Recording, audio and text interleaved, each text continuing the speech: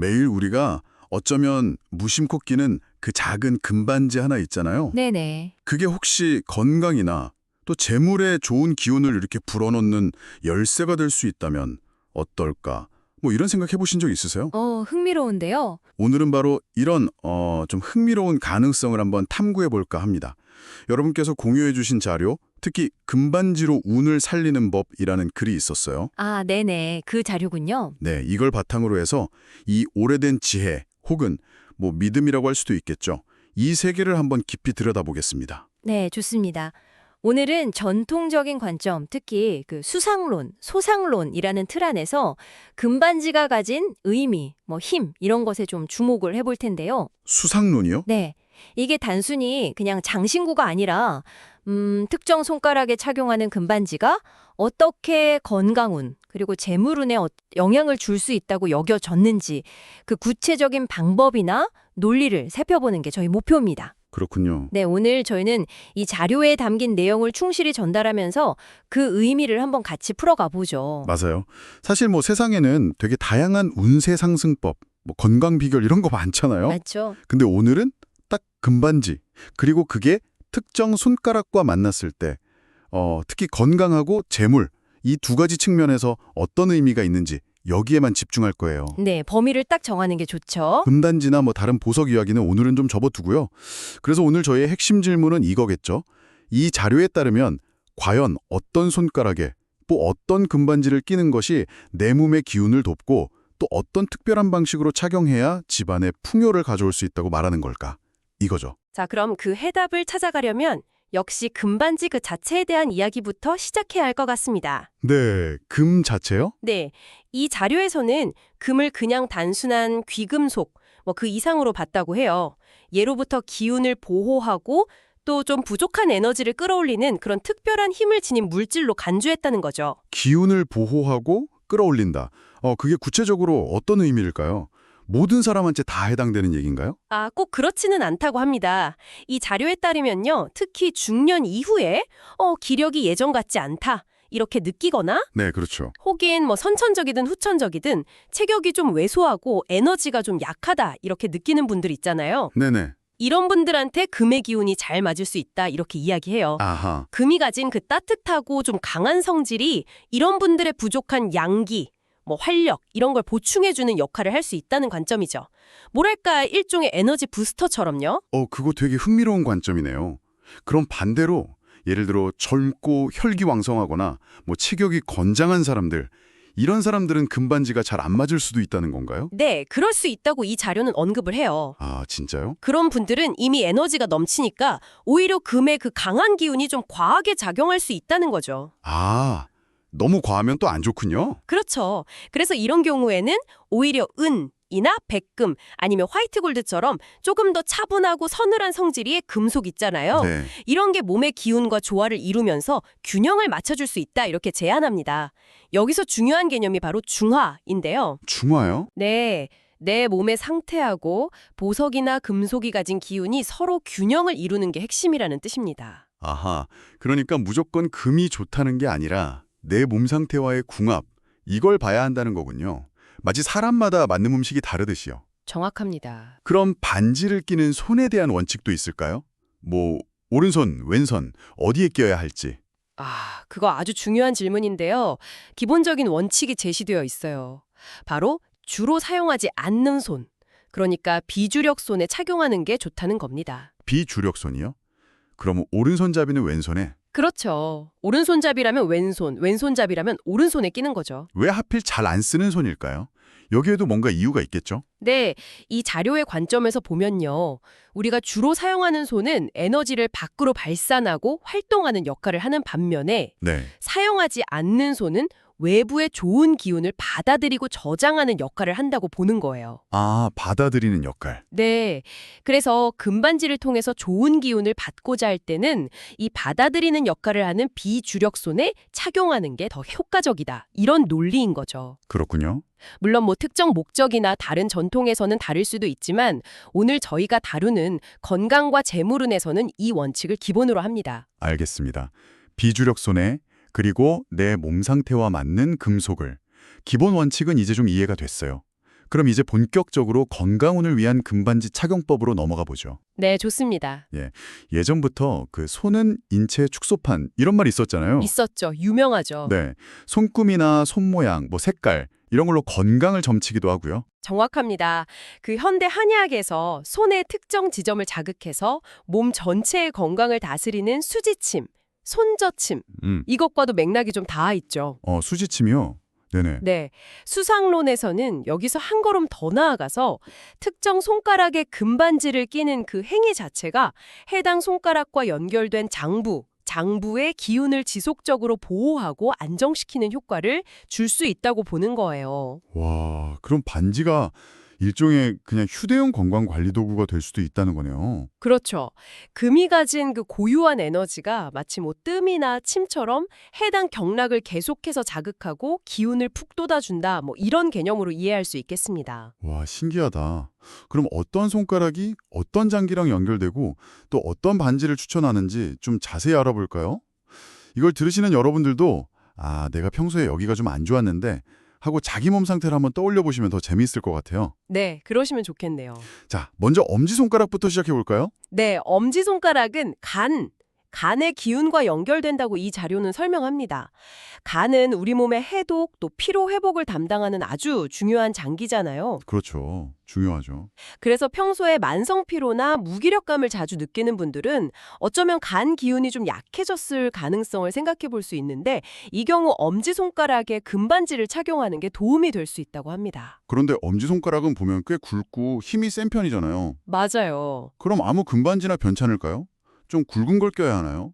좋은 지적이신데요. 엄지손가락 자체의 기운이 강한 편이기 때문에 여기에 너무 강한 자극을 주는 것은 오히려 그 중화의 원칙에 좀 어긋날 수 있어요. 아하. 그래서 이 자료에서는 아주 가는 실반지 형태, 그런 금반지를 착용해서 부드럽게 기운을 보조하는 것이 좋다. 이렇게 권장합니다.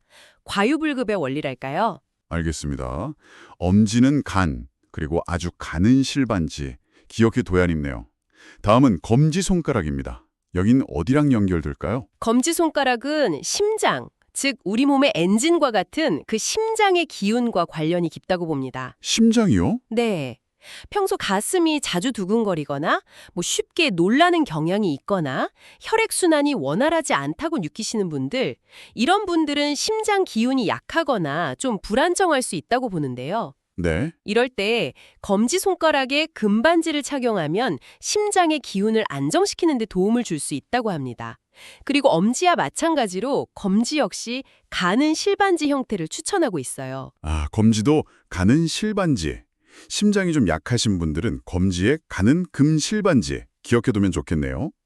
세 번째, 가운데 손가락인 중지는요? 중지손가락은 이제 소화기반, 즉 위장과 연결된다고 설명합니다. 위장이군요. 네, 소화불량, 자준체기, 속쓰림, 혹은 식욕부진이나 반대로 과식 같은 문제를 겪는 분들은 위장 기능이 약하거나 좀 불균형 상태일 수 있죠. 네, 흔하죠, 그런 분들. 그렇죠. 이 경우 중지손가락에 금반지를 착용하면 소화기의 기운을 돕고 좀 편안하게 만들 수 있다고 합니다. 역시 추천하는 것은 가는 실반지 형태입니다. 엄지, 검지, 중지까지는 다 가는 실반지네요.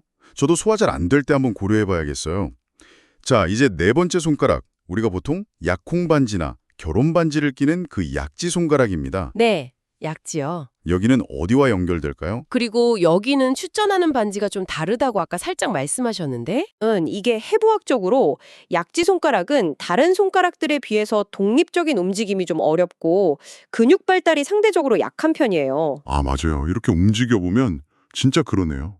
다른 손가락보다 혼자 움직이기가 훨씬 어려워요. 그렇죠. 바로 그 점 때문에 수상론에서는 이 약지 손가락에 좀 약한 기운을 보강해주기 위해서 금반지를 활용할 때는 다른 손가락과 달리 너무 가는 실반지보다는 조금 굵기가 있는 금반지를 착용하는 것이 더 효과적이라고 설명합니다. 오, 신기하다. 그러니까 약한 곳일수록 더 든든하게 받쳐줘야 한다는 그런 논리군요. 네, 그렇죠. 약한 부분을 좀 더 적극적으로 지지하고 기운을 북돋아준다, 이런 의미가 담겨 있는 거죠. 그럼 마지막으로 새끼손가락은 어떤가요? 여기도 좀 굵은 반지가 좋을까요? 네, 맞습니다. 새끼손가락은 신장 및 방광과 연결된다고 봅니다. 신장은 우리 몸의 수분 대사, 또 노폐물 배출을 담당하잖아요. 네, 중요하죠. 따라서 손발이나 얼굴이 자주 붓는 부종 증상이 있거나 혹은 소변을 너무 자주 보거나 반대로 보기 힘든 증상이 있다면 신장 기능과 관련이 있을 수 있다고 보는데요. 이 경우 새끼손가락에 금반지를 착용하는 것을 고려해 볼 수 있습니다.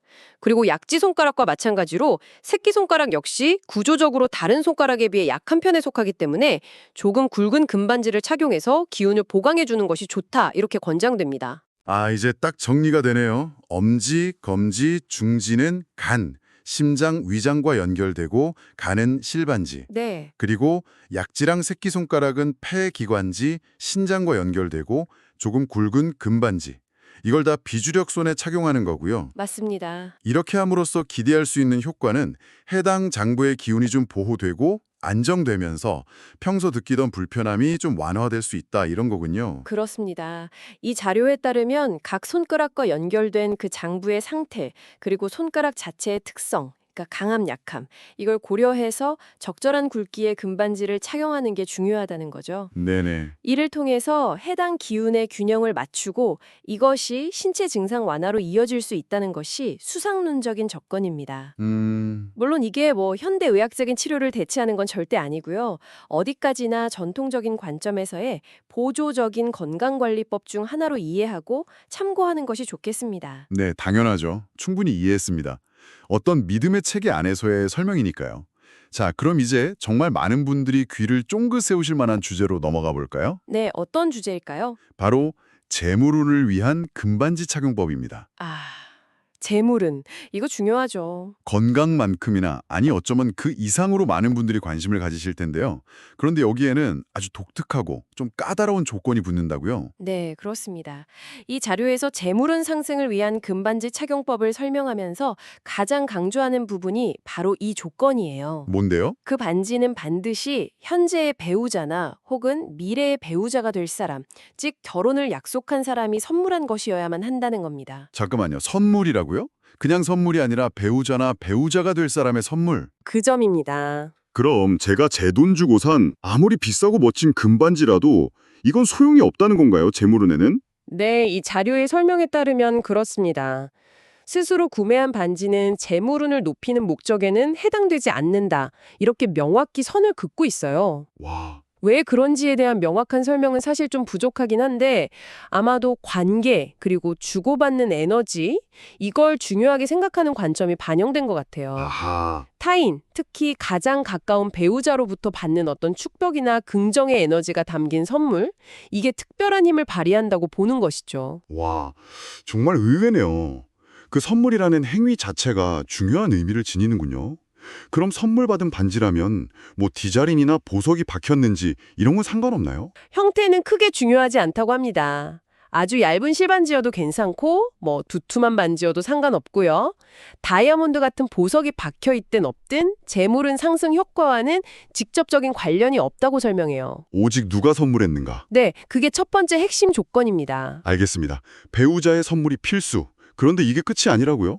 또 하나 반드시 해야 하는 중요한 요소가 있다면서요? 네, 이게 두 번째 핵심 요소인데요. 바로 반지 안쪽에 무언가를 새겨야 한다는 겁니다. 아, 안쪽에요? 네, 그냥 선물 받은 반지를 끼기만 하는 게 아니라 그 안쪽에 두 사람의 이니셜이나 혹은 부부가 함께 이루고 싶은 어떤 간절한 염원, 소망, 이런 걸 담은 문구를 반드시 새겨 넣어야 한다고 강조합니다. 이니셜이나 소망을 새긴다. 이건 어떤 의미가 있는 걸까요? 그냥 기념하는 거 이상이겠죠? 그렇다고 봐야겠죠. 이 각인이 단순한 표식을 넘어서 두 사람의 의지와 염원을 그 안에 응축시켜서 반지에 어떤 생명력을 불어넣는 행위, 이렇게 해석될 수 있을 것 같아요. 아, 마치 소망을 담은 부적과 같은 역할을 하는 거죠. 이 각인이 없으면 재물운을 불러오는 효과가 발휘되지 않거나 약하다고 보기 때문에 이 자료에서는 이걸 필수적인 요소로 간주합니다. 와. 정리하면 배우자가 선물하고 두 사람의 염원이 안쪽에 새겨진 금반지. 정말 특별한 조건들이네요. 그럼 이 귀한 반지는 어느 손가락에 착용해야 그 효과를 볼 수 있는 걸까요? 바로 약지 손가락, 네 번째 손가락입니다. 또 약지 손가락이네요. 아까 건강운 이야기할 때 폐기관지랑 관련해서 나왔던 바로 그 손가락이잖아요. 네, 맞습니다. 바로 그 손가락이죠. 이야, 이 손가락이 유독 중요한 의미를 많이 담고 있는 것 같습니다. 재물운과 관련해서는 약지 손가락이 어떤 상징성을 가지는 건가요? 아까 건강 측면에서는 약지의 그 약함에 주목했다면 재물운 측면에서는 약지의 연결성과 상징성에 주목합니다. 연결성이요? 네, 자료에 따르면 약지 손가락은 해부학적으로 손바닥 안에 여러 근육들과 좀 복잡하게 연결되어 있어서 다른 손가락들의 움직임에도 영향을 주고받는다고 해요. 네. 이러한 어떤 물리적인 연결성 때문에 수상론에서는 약지 손가락을 단순한 개인이 아니라 관계 속에서의 화합과 단결을 상징하는 손가락으로 해석하는 경향이 있습니다. 아, 그래서 서양 문화권에서도 결혼 반지를 약지에 끼는 거군요. 두 사람의 결합, 하나됨을 상징하니까요. 정확합니다. 바로 그런 상징성이 동양의 수상론에서도 좀 유사하게 적용되는 걸로 보여요. 즉, 약지 손가락은 개인의 성공뿐만 아니라 부부 또는 가정이 함께 힘을 합쳐서 이루어내는 풍요와 번영, 다시 말해 재물운을 상징하는 중요한 통로로 여겨진다는 것이죠. 뭐 잠시 다른 이야기를 하자면 손가락 길이의 비율, 특히 검지랑 약지의 길이 비율로 그 사람의 성향이나 특정 능력을 추측하는 그런 연구나 속설들도 있잖아요. 네, 그런 거 들어봤어요. 네, 그런 것처럼 각 손가락에는 정말 다양한 의미와 해석이 부여되어 온 것 같습니다. 정말 흥미롭습니다. 자, 그럼 배우자가 선물하고 염원을 새긴 금반지를 화합과 단결의 상징인 약지 손가락에 착용한다. 이 모든 조건을 만족했을 때 구체적으로 어떤 효과를 기대할 수 있다고 설명하나요? 이 자료에서 설명하는 비법에 따르면요. 이러한 과정을 거친 금반지를 약지에 착용함으로써 그 손가락으로 모이는 여러 기운들, 특히 재물과 관련된 긍정적인 기운들이 중화되고 안정적으로 발현된다고 합니다. 아, 기운이 중화된다. 네. 배우자와의 관계를 통해 들어오는 재물은 또 가정을 통해 쌓이는 부가 끊임없이 이어지고 마르지 않도록 돕는다는 것이죠. 와, 반지 안쪽에 새겨진 이니셜이나 염원은 마치 그 에너지를 모으고 증폭시키는 안테나나 부적처럼 작용해서 그 효과를 더욱 강화한다. 이렇게 비유적으로 설명하기도 하고요. 와. 이거 뭐 단순히 반지를 끼는 행위를 넘어서 어떤 관계, 염원, 상징성 이런 게 다 어우러진 하나의 의식과도 같다는 느낌이 드네요. 네, 그렇죠. 좀 그런 면이 있습니다. 자, 오늘 저희는 이렇게 전통적인 수상론의 관점에서 금반지를 활용해서 건강운과 재물운을 높이는 방법에 대해 아주 구체적으로 한번 파헤쳐 보았습니다. 네, 요약을 좀 해보자면 건강을 위해서는 내 몸의 약한 부분과 연결된 손가락, 그러니까 간은 엄지, 심장은 검지, 위장은 중지, 폐 기관지는 약지, 심장은 새끼손가락, 이걸 확인하고 네, 손가락의 특성에 맞는 굵기, 엄지검지 중지는 가는 것, 약지 새끼는 조금 굵은 것, 이런 금반지를 비주력 손에 착용하는 거였고요. 맞습니다.